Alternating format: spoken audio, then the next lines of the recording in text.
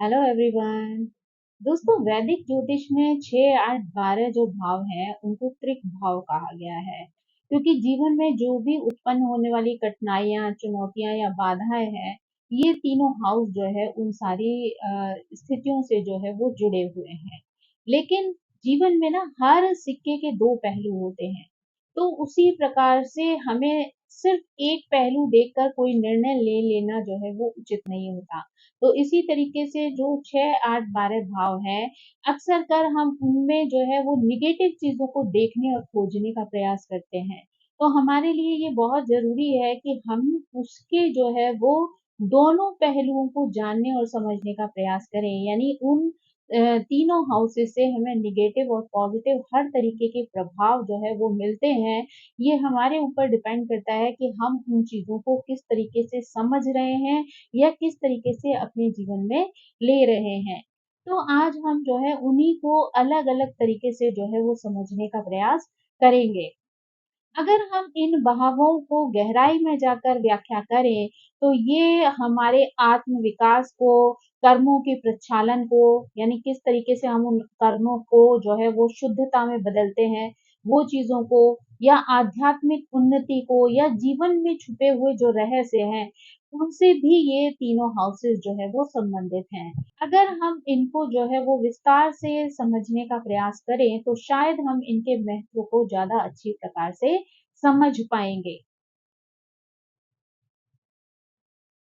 अगर हम सबसे पहले 6 हाउस को लें, तो 6 हाउस को रोग, ऋण, शत्रु का जो है वो भाव माना जाता है। यानी अगर हम 6 हाउस की बात करते हैं, तो अपने जीवन में तो सबसे पहले जो है हम रोगों को, कर्ज को और शत्रुओं को जो है इस भाव से जोड़ते हैं।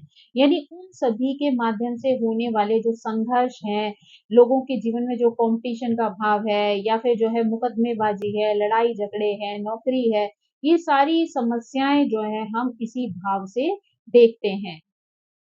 लेकिन अगर हम इनसे हटकर इसके पॉज़िटिव जो अर्थ है उसको समझने का प्रयास करें, तो ये घर जो है हमें जीवन में बहुत कुछ सिखाता भी है, यानी पॉज़िटिव चीज़ें सिखाता है। ये बात और है कि कई बार हम उस पॉज़िटिविटी को जो है वो समझ नहीं पाते और नेगेटिव चीज़ों को देखकर ही डर कर और निर्णय ले लेते हैं, जो कि शायद हमारे लिए उचित नहीं है।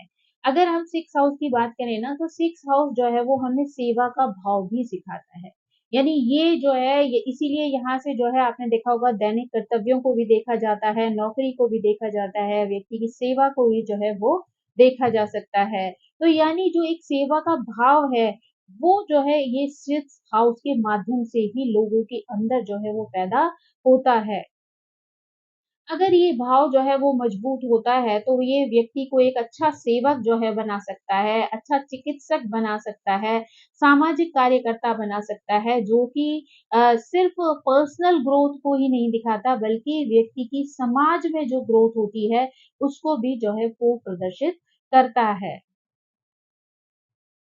अगर जो है हम इसमें संकल्प शक्ति को देखते हुए अगर देखें, तो शत्रु और रोग से लड़ने की क्षमता भी जो है वो इसी भाव से पता चलती है।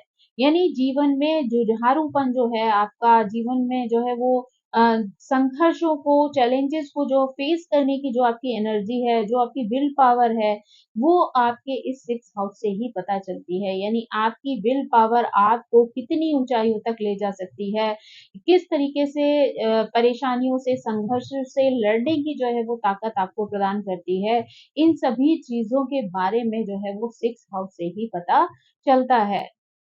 6 हाउस ही है जो आपकी प्रैक्टिकल स्किल्स को दिखाता है, यानी आपके रोज़मर्रे के काम को, आपके अनुशासन को, कार्यकुशलता को जो है वो बतलाता है। अष्टम भाव की अगर हम बात करें, तो वो मृत्यु, रहस्य और परिवर्तन का भाव कहा जाता है। अगर हम इसका पारंपरिक अर्थ समझें, तो यानी जीवन में अचानक होने वाली जो घटनाएँ हैं, मृत्यु है, दुर्घटनाएँ हैं, मानसिक कष्ट है, दीर्घकालिक बीमारियाँ हैं, ये सारी चीज़ें जो हैं वो हमें यहीं से देखने को मिलती हैं। लेकिन अगर हम उसके पॉज़िटिव अर्थों को समझने का प्रयास करें, तो जीवन में जो रहस्य हैं, यानी जीवन के जो अ, गोपनीय विषय हैं, उनकी जानकारी जो है हमें 8th हाउस से मिलती है। साथ ही जो है वो अनुसंधान है, ज्योतिष है, तंत्र है, आध्यात्मिकता है, गूढ़ विद्याएं है, इन सभी का प्रतिनिधित्व जो है वो 8th हाउस ही करता है। जीवन में जो गहन परिवर्तन होते हैं या आध्यात्मिक कायाकल्प होते हैं, वो भी इसी भाव की देन होते हैं।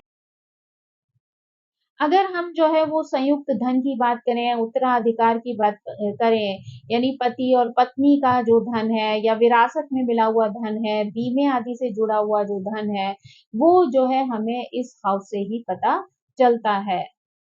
इस हाउस के माध्यम से व्यक्ति को जो है वो अप्रत्याशित लाभ भी मिल सकते हैं, यानी अचानक से जीवन में जो है वो पैसा आपके आ सकता है किसी ना किसी माध्यम से, या किसी और तरीके का लाभ जो है आपके जीवन में जो आता है वो 8th हाउस से ही देखा जा सकता है। अगर हम जो है 12th हाउस की बात करें, तो यहाँ से व्यय देखते हैं, मोक्ष देखते हैं, अलगाव की भावना को देखते हैं। अगर हम सिंपल वे में कहें तो ये भाव जो है हमें हानि है, खर्च है, निर्वासन है, जेल है, अस्पताल है या अलगाव की स्थिति है, उन सभी के बारे में जो है वो बताता है या उन सभी का ये प्रतीक माना जाता है। अगर हम उन्हीं के पॉजिटिव पक्ष को देखने का प्रयास करें, तो यहाँ 12th हाउस का जो पॉजिटिव पक्ष है वो ये है कि वो आपको आध्यात्मिक जो है वो मुक्ति दिलवाता है। आपको ध्यान, समाधि और वैराग्य की ओर जो है वो अग्रसर करता है। आत्मसमर्पण की जो भावना है उसको भी आपके अंदर ये जागृत कर देता है। वही जो है 12th हाउस से आप विलासिता को भी देख सकते हैं, विदेश यात्राओं को देख सकते हैं, यानी व्यक्ति जो है वो विदेश में रहना पसंद करेगा या प्रवास करेगा, अंतरराष्ट्रीय संपर्क जो है उसके बढ़ेंगे या विलासिता पे जो है वो अपना खर्च करेगा पैसों को। ये सारी चीजें जो है हमें 12th हाउस से देखने को मिलती हैं। ये भाव जो है वो हमें भौतिक बंधनों से मुक्ति की ओर भी संकेत करता है, यानी ये भाव जो है वो त्याग और समर्पण को भी जो है वो सिखाता है। अगर हम त्रिक भावों के लॉर्ड की बात करें, तो इनके स्वामी जो है वो अगर शुभ भावों में जाकर बैठते हैं, तो वो कई बार अशुभता को लेकर आते हैं। ये सारी चीजें जो है इस बात पर भी निर्भर करती हैं कि कुंडली में जो है इन हाउसेस के स्वामी कौन है, वहां पर कौन सी राशि है, किसकी दृष्टि पड़ रही है, किसके साथ युति बन रही है या किसकी महादशा चल रही है। तो ये सारी चीजों के आधार पर जो है व्यक्ति के जो रिजल्ट्स हैं वो डिफरेंट डिफरेंट हो सकते हैं। का छठा, आठवां और 12वां घर जो है वो अगर बहुत मजबूत है या इनमें से कोई भी घर मजबूत है, तो वो व्यक्ति को एक शक्तिशाली योद्धा बनाता है, यानी चुनौतियों से लड़कर, कठिनाइयों से लड़कर जो है व्यक्ति ऊंचाइयों तक कैसे पहुंच सकता है, ये सारी चीजें जो है हमें उसके इस भाव से पता चलती हैं। यानी अ, कितनी भी परेशानियां आ जाएं, कितनी भी चुनौतियां आए, संघर्ष हो, लेकिन व्यक्ति जो है यहाँ पर हिम्मत नहीं हारता है। उन सभी चीजों को फेस करते हुए हिम्मत के साथ आगे बढ़ता जाता है और एक दिन वो जो है उन सभी समस्याओं से अपने आप को उबार लेता है, यानी वो बाहर आ जाता है उन सभी परेशानियों से।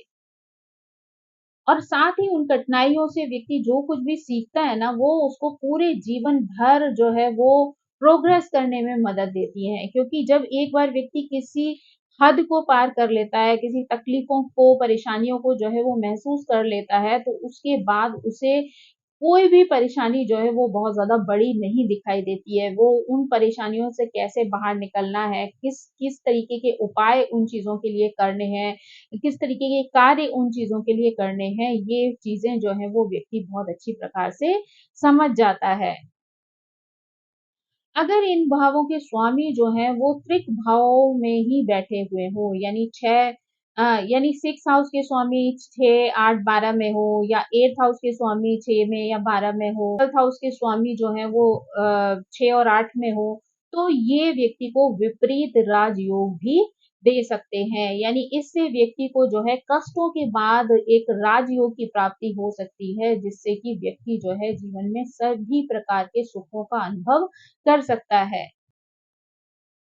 6, 8, 12 भाव जो है ना वो निश्चित ही जीवन की कठिनाइयों से संबंधित हैं, लेकिन ये व्यक्ति का जो है आत्मिक विकास करने वाले, आध्यात्मिक उन्नति करने वाले और कर्मों का शोधन करने वाले हाउसेस हैं।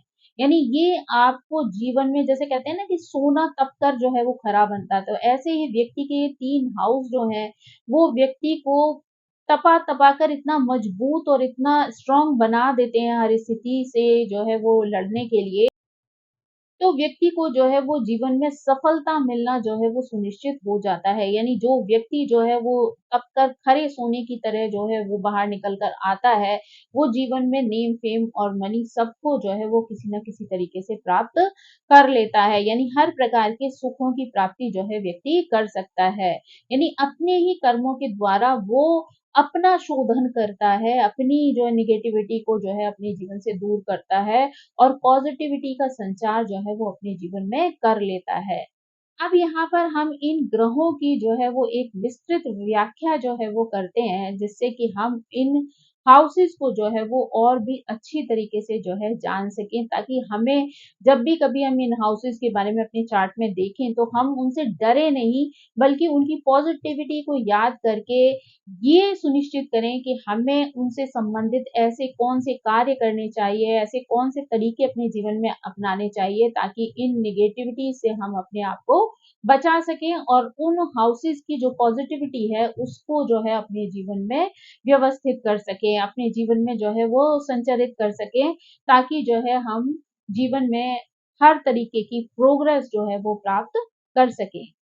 अगर हम सिक्स हाउस की बात करें तो हम इसे रोग, ऋण, शत्रु का हाउस मानते हैं। संघर्ष, सेवा और बाधाओं से जुड़ा हुआ भी मानते हैं।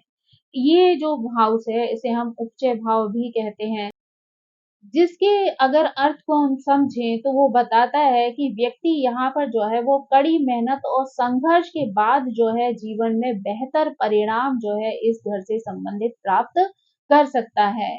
यानी अगर वो व्यक्ति जो है वो संघर्ष करता है उस लेकिन उसमें जो है हार नहीं मानता, कड़ी मेहनत करता है, तो इस हाउस से संबंधित जो पॉजिटिव रिजल्ट हैं वो व्यक्ति के जीवन में प्राप्त हो जाते हैं। अगर हम सिक्स हाउस को देखें तो ये लगन से जो है वो छठवां घर है। यानी ये जो है वो प्रतिकूल होते हुए भी जो है वो विकासशील जो है। यानी यहाँ पर जो है वो अगर हम लग्न से कहें तो सही मायने में हम जो है इसको दुर्भाव का जो है वो घर मान सकते हैं, यानी परेशानियों का घर मान सकते हैं।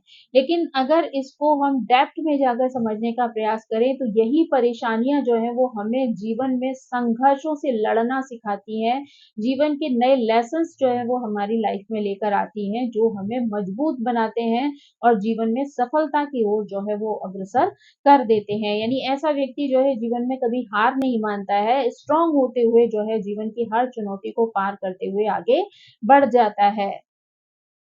यानी यहाँ पर जो है व्यक्ति कार्यशील जीवन में जो है चुनौतियों को दर्शाता है, यानी व्यक्ति जो है यहाँ पर हर चुनौती का जो है वो खुद जो है वो मजबूती से सामना करता है, क्योंकि लग्न से छठवां होने की वजह से व्यक्ति के पर्सनल जो है व्यक्तित्व को यहाँ पर दर्शाता है। ये स्थिति जो है वो अगर व्यक्ति समझ ले तो यहाँ पर व्यक्ति जो है वो अपने संघर्षों से लड़कर जो है वो मजबूत बनता है। ये व्यक्ति के स्वयं के भीतर के शत्रुओं के बारे में भी बताता है, यानी आलस्य है, भ्रम है, अहंकार है, इस तरफ भी जो है व्यक्ति का संकेत करता है। ये व्यक्ति के ऋणों को भी बताता है, यानी रोग, ऋण, शत्रु का हाउस है, तो ऋण जो है, ऋण का मतलब सिर्फ किसी से कर्जा लेना यानी धन के रूप में ही कर्जे की प्राप्ति नहीं होती है, बल्कि आप पास्ट लाइफ से जिन लोगों के प्रति अपना कर्जा लेकर आए हैं, वो कर्जा भी आपको किसी न किसी रूप में यहाँ पर चुकाना होता है। चाहे वो आप धन के रूप में चुकाएँ, चाहे वो आप सेवा के रूप में चुकाएँ या फिर जो है वो किसी और तरीके से जो है आप अपना ऋण चुकाएँ, लेकिन यहाँ पर आपको वो हर ऋण चुकाना है जो आपने अपनी पास्ट लाइफ में लिया है या इस लाइफ में लिया है। तो वो ऋण जो है आपको किसी न किसी वे में जो है वो अदा करना होता है। तो यानी यहाँ पर उस चीज़ों को अदा करने के लिए यानी चुकाने के लिए व्यक्ति को जो है वो कई तरीके के संघर्ष भी जो है वो करने पड़ सकते हैं। लेकिन उन संघर्षों में अगर व्यक्ति हार नहीं मानता है, तो वो उन संघर्षों से अपने आप को बाहर निकाल लेता है और एक मजबूत खरे सोने की तरह जो है वो बाहर निकल कर आता है। अगर हम जो है वो सिक्स हाउस को देखें तो ये सेकंड हाउस से जो है वो पांचवा हाउस है। सेकंड हाउस जो है वो आपको परिवार के, धन के, मूल शिक्षा के बारे में जो है वो बताता है। साथ ही फिफ्थ जो साइन होता है या हाउस होता है, वो आपको संतान के बारे में, संतान के पक्ष के बारे में बताता है। इसका मतलब ये है कि यहाँ पर जो है आप जान सकते हैं कि आपकी पारिवारिक परंपराएँ, शिक्षा, वित्तीय आधार जो है वो बच्चों को किस तरीके से प्रभावित करते हैं या करेंगे। ये जो हाउस है ये बताएगा कि बच्चों में कौन किस तरीके की शैक्षणिक नींव जो है वो डलेगी, प्रारंभिक विकास जो है वो व्यक्ति का किस तरीके का होगा, किस तरीके से जो है वो अपने जीवन में भूमिका निभाएगा। तो ये सारी चीज़ें जो है वो सेकंड हाउस से 5वाँ होने की वजह से जो है आपको 6th हाउस से समझ में आ जाएँगी। 6th हाउस जो है वो 9th हाउस से 10th होने की वजह से यानी 9th हाउस से अब अगर आप गिनना शुरू करेंगे तो 10वां घर होने की वजह से ये आपके पिता के कर्मों को, आपके कर्मों को, पिता के सहयोग को भी जो है वो दर्शाता है। ये इंगित करता है कि पिता की ओर से कैसा कर्मयोग जो है वो आपको प्राप्त हो सकता है। यानी पिता के कर्म, उनका व्यवसाय, उनकी सामाजिक परिस्थितियाँ, स्थितियाँ, आपकी स्वयं की सेवा, आपके स्वयं के संघर्ष जो है, वो सभी जो है वो इस भाव से देखे जा सकते हैं।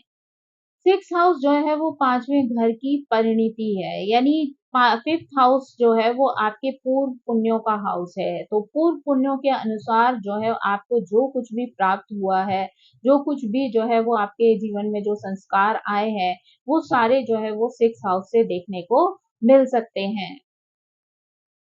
यानी ये हाउस आपको दिखाता है कि पुण्य किस तरीके से इस जन्म में जो है आपके कर्म के रूपों में फलित होंगे। यानी आपने पास्ट लाइफ में जो कुछ भी किया है, उससे जो आपके पुण्य आपके साथ आए हैं, तो वो किन कर्मों के रूप में जो है वो आपके सामने आएँगे।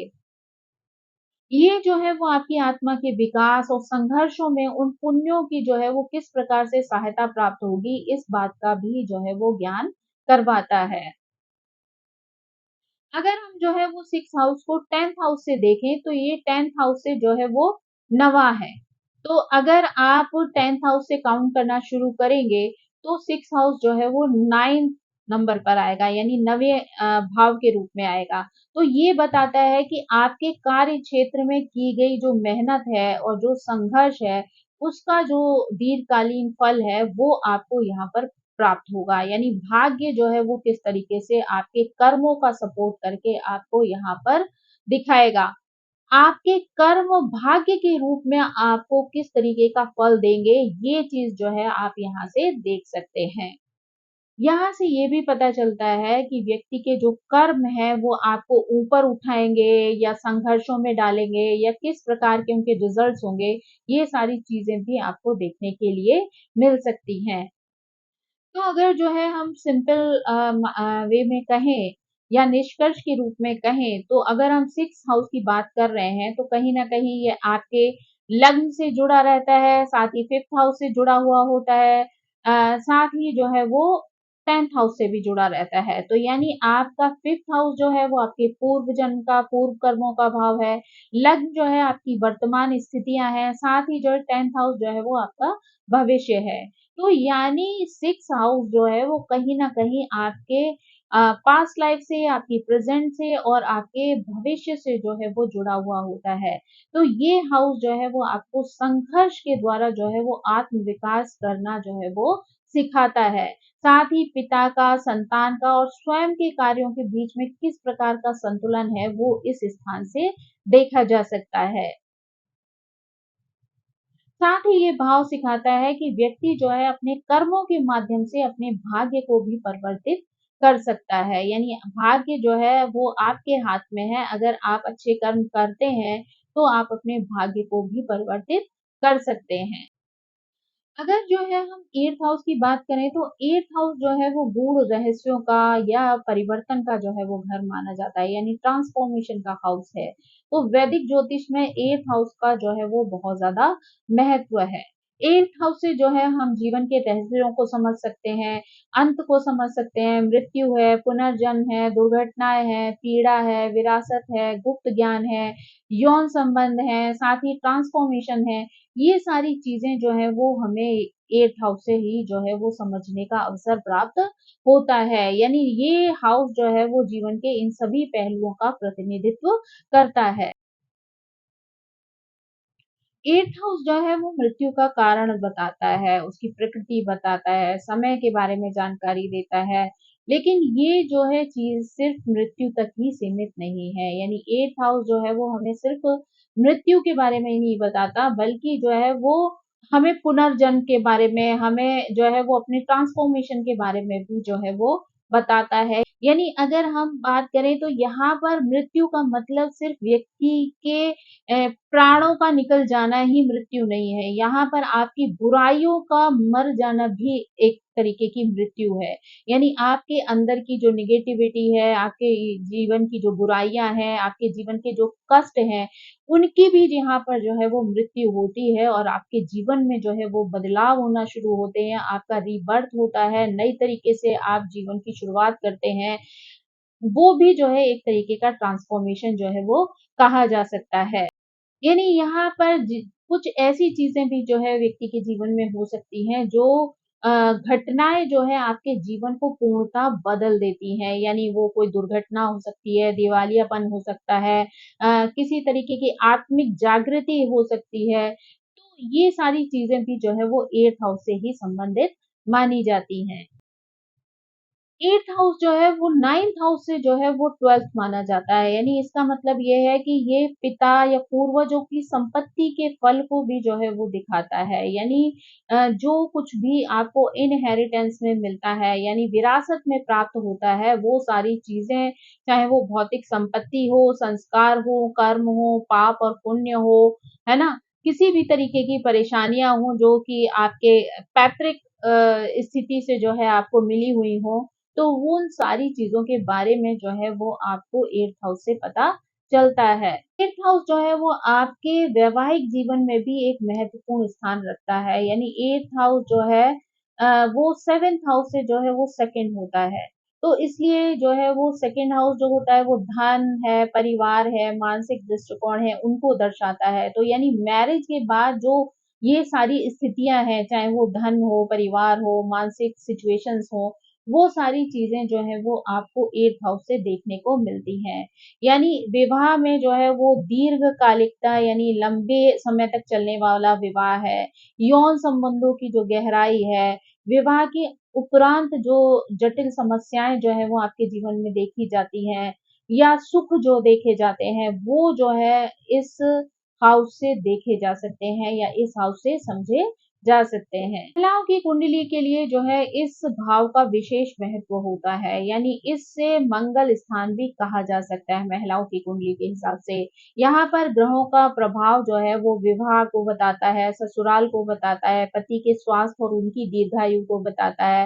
विशेष रूप से यदि यहाँ पर कोई क्रूर ग्रह जो है अगर बैठा हुआ है, जैसे कि मंगल है, राहु है, शनि है, तो ये स्थिति जो है वो वैवाहिक जीवन में किसी न किसी तरीके की चुनौतियों को जो है वो पैदा कर सकती है।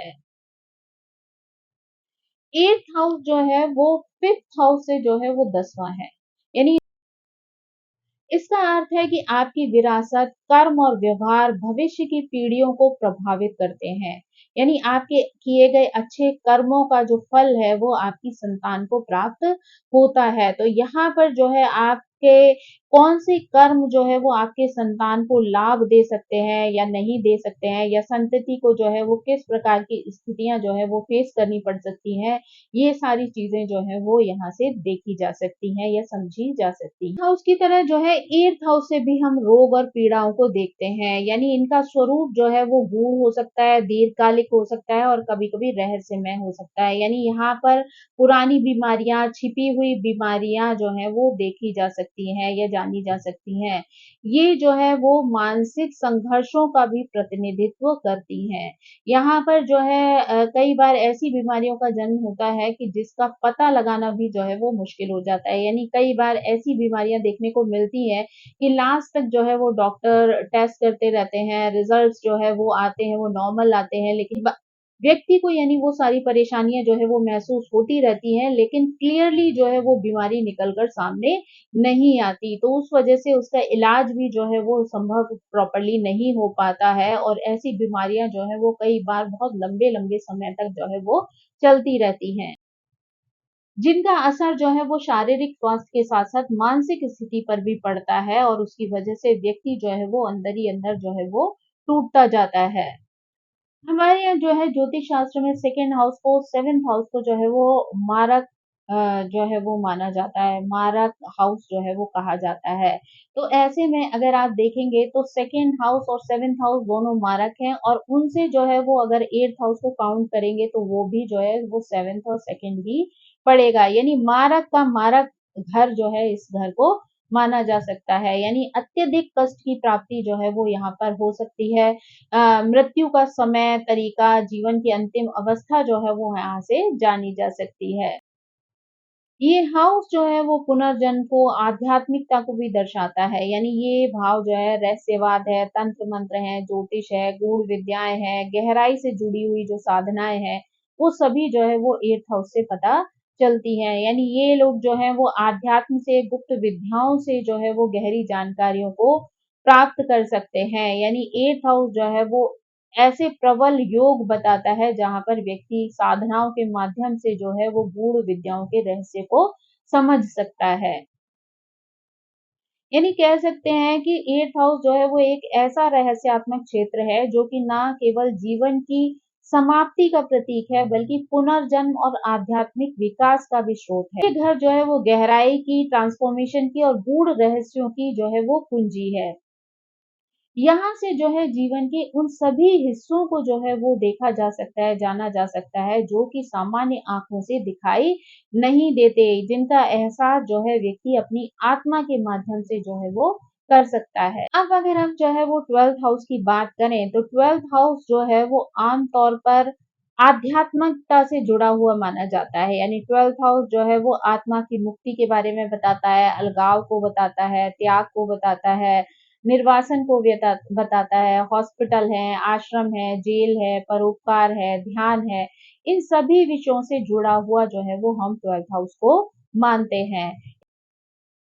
यानी अगर हम यहाँ पर बात करें तो ये सिर्फ मोक्ष की ही परिभाषा को नहीं बताता बल्कि जो है हमें व्यक्तिगत स्वतंत्रता, आत्म स्वीकृति और आत्मिक शांति के बारे में भी जो है वो बताता है या जीवन में जो है वो सिखाता है। 12th हाउस जो है वो फिफ्थ से 8वां घर है। यानी फिफ्थ हाउस जो होता है वो आपकी क्रिएटिविटी का हाउस होता है, बच्चों का घर माना जाता है, अपने आत्म प्रकाश का जो है वो घर माना जा सकता है। तो ऐसे में जब 12th हाउस से फिफ्थ हाउस जो है वो 8वां है, तो ये इन सभी बातों को दर्शाता है कि हम अपने जीवन में जिन भी चीज़ों की रचना करते हैं, चाहे वो बच्चे हों, विचार हो, प्रेम हो, वह अंततः एक ग्रहण जो है वो रूपांतरण से गुजरते हैं। यानी एक गहन जो है वो परिवर्तन उनके जीवन में जो है वो देखा जा सकता है। अगर ये इस हाउस की बात करें तो ये एक प्रकार के त्याग को भी दर्शाता है। यानी ये उस गहराई से होने वाले परिवर्तन को दर्शाता है। यानी भले ही माँ-बाप ने अपनी संतान की रचना की है, जन्म दिया है उनको स्वतंत्रता दी है, लेकिन उसके उसी तरीके से आत्मा भी अपने सृजन को जो है वो मुक्त कर देती है। यानी एक समय के बाद माता-पिता भी बच्चों को जिस तरीके से अपने हाल पे छोड़ देते हैं, वैसे ही हमारा शरीर भी जो है वो आत्मा को उसके हाल पर छोड़ देता है। यानी आत्मा की जो है वो ग्रोथ यहाँ पर जो है वो होती है। यानी ये हाउस जो है वो एक प्रकार के त्याग को दिखाता है। यानी जैसे माता-पिता अपनी संतानों को स्वतंत्रता देते हैं, उसी प्रकार से आत्मा भी अपने सृजन को जो है वो मुक्त कर देती है। 12th हाउस जो है वो 9th हाउस से 4th पड़ता है, यानी भावनात्मक नींव और विरासत को जो है वो दर्शाता है। 9th हाउस जो है वो भाग्य को, धर्म को, गुरु को और पिता को जो है वो बताता है। 12वां घर जो है 9th से 4th होने की वजह से ये बताता है कि यहाँ पर जो है आध्यात्मिक और धार्मिक विश्वासों की नींव जो है वो कहाँ से आई है। यानी कि हमारा जो पालन-पोषण है, जो हमारी पितृ परंपरा है या जीवन की आरंभिक जो सीख है, वो हमें कहाँ से विरासत में मिली है। यानी ये संस्कार हमारे भीतर जो पैदा हुए हैं या जो दिखाई देते हैं, वो हमारे निर्णयों को भी प्रभावित करते हैं। यानी जो कुछ हमने अपने जीवन में अपने परंपराओं के माध्यम से सीखा है, वो भी जो है वो हमारे जीवन को जो है वो निर्णयित कर देता है। ट्वेल्थ हाउस जो है वो सेवेंथ हाउस से छठा है, यानी रिश्तों की कार्यशैली और संघर्ष को बताने वाला घर है। यानी सेवेंथ घर हाउस जो होता है वो साझेदारी को बताता है, मैरिज को बताता है, रिश्तों को जो है वो बताता है। तो ऐसे में जब जो है वो ट्वेल्थ हाउस जो है वो सातवें से छठा होने के कारण जो है वो रिश्ते भी जो है वो मुक्ति की राह में जो है वो अवरोध पैदा कर सकते हैं, यानी बाधाएं डाल सकते हैं। ऐसा साधन बन सकते हैं जो हमारी आत्मिक उन्नति को जो है वो रोक रहे हों, या रोक किसी तरीके से हमारे विकास में जो है वो बाधक बन रहे हों। तो ये भाव बताता है कि हम उन संबंधों से किस तरीके से गहराई से बंधे हुए हैं, ये हमें जो है मुक्त करते हैं या नहीं करते हैं, या हमारे अंदर जो समर्पण की भावना है, सेवा है, नियंत्रण है, संघर्ष है, ये सारी चीजें जो है वो उन संबंधों के माध्यम से जो है वो हमें यहाँ पर पता चलती हैं। यानी अगर हम कहें तो 12वां घर जो है वो हमें बताता है कि हमें अतीत को छोड़ने के बाद उन पर पछतावा नहीं करना चाहिए, यानी जो चीजें पीछे रह गई हैं उनको हमें छोड़ देना चाहिए, उनके पीछे पछता कर अपने वर्तमान को जो है वो खराब नहीं करना चाहिए। साथ ही जो है वो अपने आक्रोश को, अपने क्रोध को, अपने बदले की भावना को, उन सब का जो है वो त्याग करके हमें लोगों को क्षमा कर देना चाहिए। साथ ही हमें अपने जीवन में करुणा को भी अपना लेना चाहिए। यानी आत्मिक विकास के लिए जिस तरीके के परिवर्तनों की आवश्यकता है, यानी हमें अपने आत्म विकास के लिए जो परिवर्तन करना आवश्यक है, जिससे कि हमारी आत्मा की शुद्धि हो सके, हम आत्मिक ऊंचाइयों को, आध्यात्मिक ऊंचाइयों को जो है वो छू सकें, तो उसके लिए हमें होने वाले परिवर्तनों का भी स्वागत करना चाहिए, यानी उन्हें भी अपने जीवन में जो है वो स्वीकार कर लेना चाहिए। क्योंकि अक्सर क्या होता है कि हम पुरानी चीज़ों से इतना ज़्यादा बंध जाते हैं कि हमें उन्हें छोड़ने में जो है बहुत ज़्यादा कष्ट होता है। जब अगर आप पुरानी चीज़ों को छोड़ेंगे नहीं, तो आपके लिए आगे बढ़ना जो है वो संभव नहीं होगा। आपका विकास जो है, चाहे वो बौद्धिक हो, मानसिक हो या शारीरिक हो, लेकिन आपका विकास या यानी आपके जीवन में पॉजिटिविटी का आना जो है वो संभव नहीं हो सकता है। तो उसके लिए अगर आपको जीवन में आगे बढ़ना है, आपको अपने आप को परिवर्तित करना है, ऊँचाइयों को छूना है, तो आपको अपनी पुरानी चीज़ों को जो है वो पीछे छोड़ देना ही बहुत ज़्यादा ज़रूरी है। यानी आपकी संपूर्ण ग्रोथ के लिए जो है वो, आपका ट्रांसफॉर्मेशन के लिए जो है वो चीज़ों को पकड़े रहना जो है वो आपकी परेशानी की वजह बन सकता है। तो आप जो है अगर चीज़ों को छोड़ते जाएँगे और आगे बढ़ते जाएँगे, नई चीज़ों को एक्सेप्ट करते जाएँगे, तो आपके जीवन में जो है वो पॉज़िटिव परिवर्तन जो है वो ईज़िली जो है वो संभव हो पाएगा। अगर हम शॉर्ट में कहें तो 12th हाउस जो है वो हमारे तीनों कालों का जो है वो एक तरीके का संगम है। यानी ये जो है वो सिर्फ़ हमारे वर्तमान को या हमारे अंत को जो है वो नहीं बताता है, बल्कि ये एक ऐसा सेतु है जो हमें तीनों कालों से जोड़ता है, अतीत से भी, वर्तमान से भी और भविष्य से भी। यानी ये हाउस जो है वो हमें ये दिखाता है कि हम अतीत से जो है वो क्या लेकर आए हैं, साथ ही हम वर्तमान में जो है किन चीज़ों का निर्वाह कर रहे हैं, अनुभव कर रहे हैं, साथ ही हम भविष्य में जो है वो क्या छोड़कर जा रहे हैं। यानी तीनों चीज़ों की जो एक कहना चाहिए सामंजस्य है, वो किसी भी व्यक्ति की प्रोग्रेस के लिए या उसके जो है वो संसार से जुड़ने और छोड़ने के लिए जो है वो बहुत आवश्यक है। यानी ये वो जगह है जहाँ पर त्याग है, परिवर्तन है, आत्मज्ञान है, वो एक साथ जो है वो हमें दिखाई देते हैं। तो अगर जो है वो हमें समझना है अगर तीनों हाउसेस को 6, 8, 12 को, तो हमें उनके नेगेटिव पॉइंट्स पर जो है विचार करके उनसे डरना नहीं चाहिए, उनसे घबराना नहीं चाहिए, बल्कि उनमें छिपे हुए जो गूढ़ रहस्य हैं, जो उनकी ग्रहों की जो पॉजिटिविटी है, उनकी जो वास्तविकता है, जो हमें तपाकर जो है वो खरा सोना बनाती है, हमें उस बात पर ध्यान देना ज़रूरी है। अगर हम उन चीज़ों को जो है वो ध्यान में रखते हुए आगे बढ़ेंगे, तो हमें ये चीज़ें या ये हाउसेस जो हैं वो बाधक के रूप में नहीं दिखाई देंगे, या हमें कष्ट के रूप में जो है वो नहीं समझ आएँगे, बल्कि हमारी मानसिक, शारीरिक, आध्यात्मिक उन्नति का जो है ये आधार है। ये चीज़ें जब हमें समझ में आ जाएँगी, तो हमें इन हाउसेस से जो है वो डरने की आवश्यकता नहीं पड़ेगी। तो दोस्तों ये थी जानकारी ट्रिक हाउसेस की। आई होप कि आपको ये जानकारी पसंद आई होगी। Thank you so much. मेरी आप सभी से रिक्वेस्ट है कि प्लीज मेरे चैनल को सब्सक्राइब करें, लाइक करें, शेयर करें और कमेंट करके मुझे इसी तरह प्रेरित करते रहें। So thank you so much. Bye bye.